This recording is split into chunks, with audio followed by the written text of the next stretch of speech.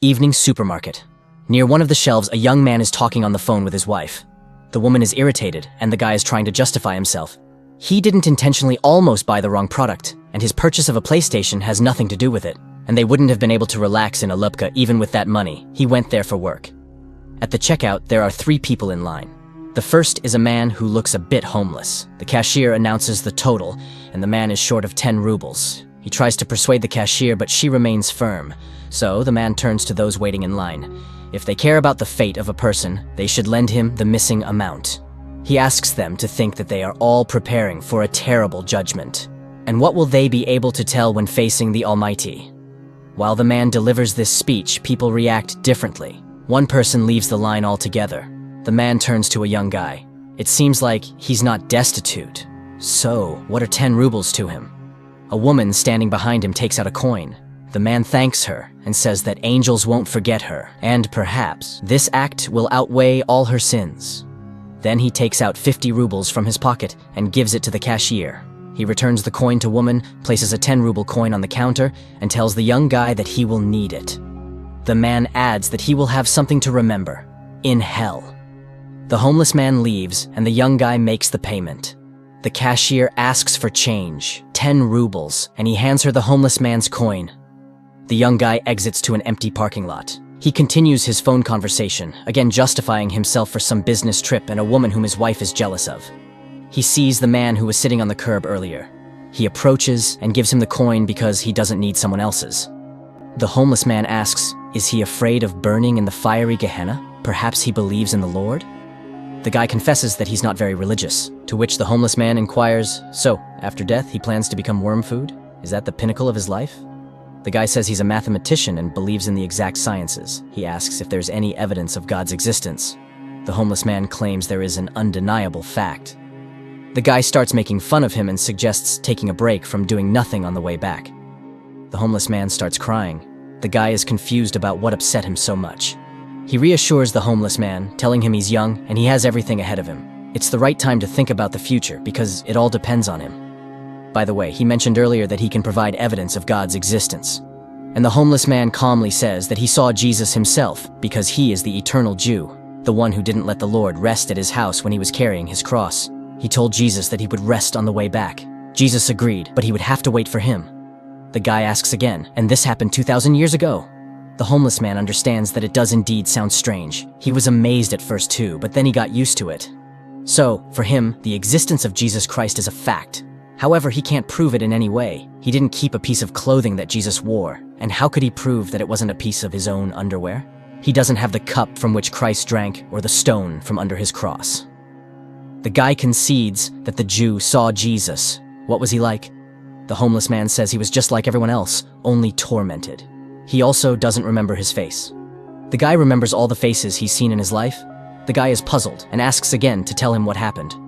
The Jew says that Jesus was being led past his house under guard. He stopped to rest, and the Jew forbade him to lean on his house.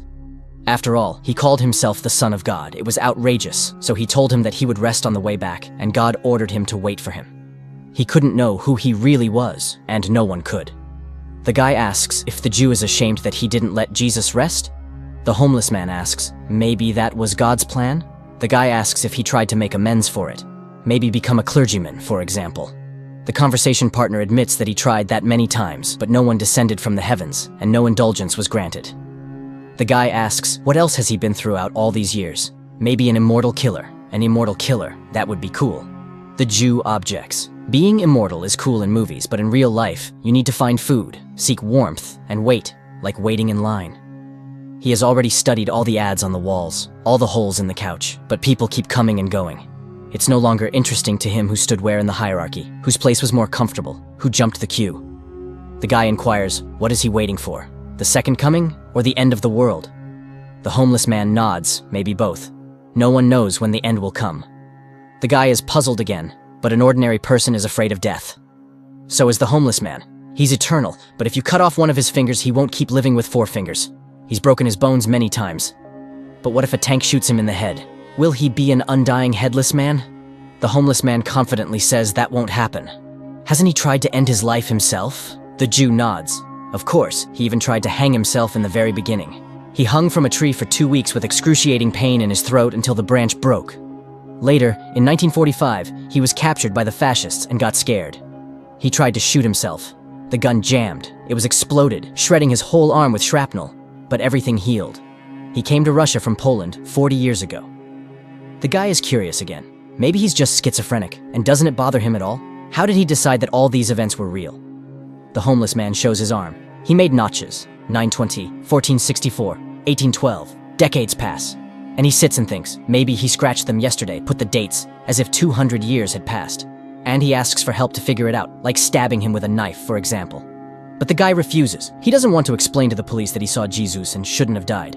The homeless man shrugs, saying, that's how it works. They walk across the parking lot. The guy asks him to tell something from history. For instance, what was happening in the 1st century? The homeless man responds, well, in general, it was the same. Shepherds herded sheep and fishermen fished. The guy insists, but in the world, the significant appearance of Jesus, church reforms, any mysteries and intrigues? The homeless man, in puzzlement, asks, where does he know all this from? He also learned it from books. Now, the guy remembers where he was in August 2000. Throughout the ages, he just lived. He was in different countries. It's just that the body requires a warm place and a piece of bread. As for how neighbors reacted to him being eternally alive and forever young, they didn't pay much attention to him, and he didn't stay in one place for long. Does he know ancient languages? He does, but now they are considered dead, and who can verify them? The men touch upon the topic of space. The homeless man has seen many strange things, but he hasn't encountered extraterrestrials. The most pressing question, can it really be that in all this diversity of worlds, there are no other forms of life? The guy comments that it's all too profound for a homeless, possibly heavy-drinking man. The homeless man leaves, and the guy locks his car and follows him. He asks, why did Jesus punish him? Shouldn't he be all-forgiving? The Jew says that it wasn't Jesus who punished him at all. He cursed himself with his own words, and the Lord simply fulfilled his own wish. The biggest curse is not that he's been waiting for 1,000 years, but that he, like a dull shepherd, remained the same. A person who creates, lives a spiritually enriched life. The guy doesn't believe it. It just can't be. After all, he's been living for so long. He knows much more than others. Surely he met great people like Michelangelo or Nietzsche. To this, the homeless man retorts, how can you understand what they'll say about this specific person after death, that he was a genius? The guy asks how people lived, what they thought, and what they believed in 1,000 years ago. The homeless man responds, they believed the earth was flat, that God sat in the sky above the clouds and watched every step. But if he is simply looking through our own eyes, then he is just an observer, and he can't judge us for our actions, right? It means he is concerned about our actions only as much as they concern us. And if God is in everyone, then so is the devil. The guy teases him. Those are some profound words for a weird man. The homeless man smiles. In a certain sense, a person always has a choice. And fate exists. The fate of a person is determined by their choice. But at any moment, they can stop choosing that fate and start choosing another. So why, even in the modern world, are people willing to kill those who don't share their faith? You just need to make an effort to keep your opinion about someone else's religion to yourself. A person finds something sacred for themselves, and it gives their life meaning, but then they start comparing their primary gender characteristics. They try to prove that their meaning is more significant and more important than another person's. Of course, it leads to conflict. His wife calls again. The guy apologizes and says he hasn't finished yet. He met an interesting person and got engrossed in conversation. She says she'll come over now. He goes back to the homeless man and sits down next to him. The guy asks, why is he homeless if he's so intelligent? And why doesn't he want to change anything? The homeless man says he's living like he's preparing for a big exam, postponing the transformation of his life for later. The conversation partner says he's living somewhat similarly, but he doesn't want to think about death. He's still very young after all. The Jew reassures him, you won't even notice how it passes. No matter what a person does, middle age arrives, and then old age. And deep down, every old man feels like a little boy. The guy says he doesn't want to think about old age and death. Probably that's why people invented religion, to make it seem like there's something after death. Then he smiles and says that he's been clearly fooled. His conversation partner hasn't lived for 2,000 years. He doesn't seem crazy, but maybe he has a special organism? Cells divide more frequently, the body constantly regenerates, unique genetics perhaps. Probably, they can make medicine from his blood. It can't be that he hasn't done anything remarkable throughout his life. He was in Poland during World War II. Did he hide Jews? The Jew laughs. He is a Jew himself. It was a Polish family that hid him, and then they were discovered and taken as prisoners. That's when he tried to shoot himself. The guy laments, well, yes, times were tough. The homeless man disagrees, times are always the same. The conversation partner is astonished, but how can that be? Everything has changed in the world. If you trace history from the Middle Ages to the present day, a lot has changed. The Jew says that everything changes if you pay attention to those changes every day, just like a river flows, rages, and is never the same. However, the way that river flowed 100 years ago is the same way it flows today, in the same channel. The guy becomes more animated and asks the homeless man what he thinks about the paradox of faith. Can God create a stone that he can't lift? The homeless man explains, it's a paradox of the mind. If he's a scientific atheist, he'd agree that all information about the surrounding world enters the mind through the senses. The idea of God is in his mind, so the problem is in his mind. God in your mind can't create a stone in your mind that he's about to lift in your own mind. The guy is puzzled, but if he can't lift it, then he's not all-powerful. The homeless man advises him not to overcomplicate things in his mind. The conversation partner sighs. He would like to get some answers. The homeless man says he would like to get some answers too. For example, he wants to know what our purpose is, or what happens after death, or what one needs to accomplish in life. Then he asks the guy what he personally would do if he lived for 1,000 years. Seeing the guy pondering, he concludes, he would simply live and nothing else. On the first day, he'd jump for joy. And then? The guy is puzzled. How can one realize oneself as an immortal person then? After all, if humans are God's creations, why did he create them? There must be some meaning to it, right? The homeless man agrees. There must be, but he doesn't know it. And he doesn't know a single person who has realized themselves. Even those who entered history feel like something is missing. Take Hitler, for example. Even if one imagines that he genuinely believed in the ideas he propagated and wanted to change the course of history, did he realize himself? No. He spent his entire life becoming and embodying the caricature of a villain with a mustache. Did he realize the spark inside him, the one that made people stand up and follow him? He doesn't know if one can realize themselves within the framework of our world. So how can a person get to heaven if there's a devil inside them? The homeless man says that all human emotions are manifestations of fear. The part of a person that lives in that fear experiences eternal torment in hell, but the other part of them is love. Even in the Bible, it's written that God is love. To get to heaven, one must choose God within themselves. The guy asks, "Are you God?"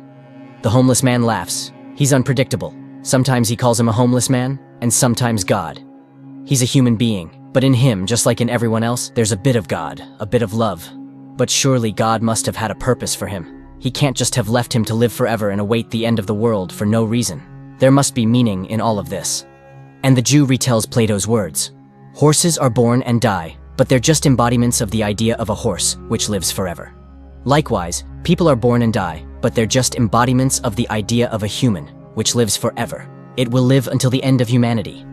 Their meeting has no symbolism. He can consider that he just met the idea of a human, which he's always met, even in the mirror.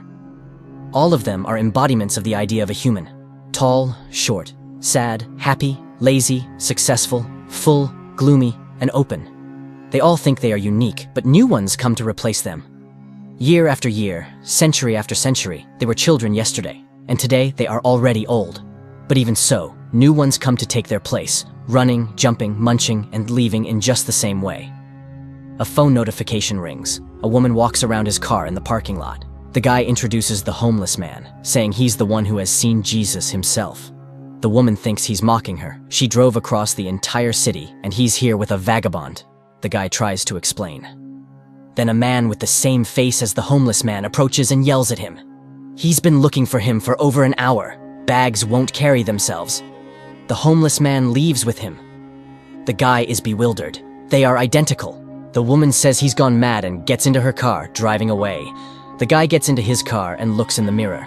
The eyes of Ahasverus are looking at him,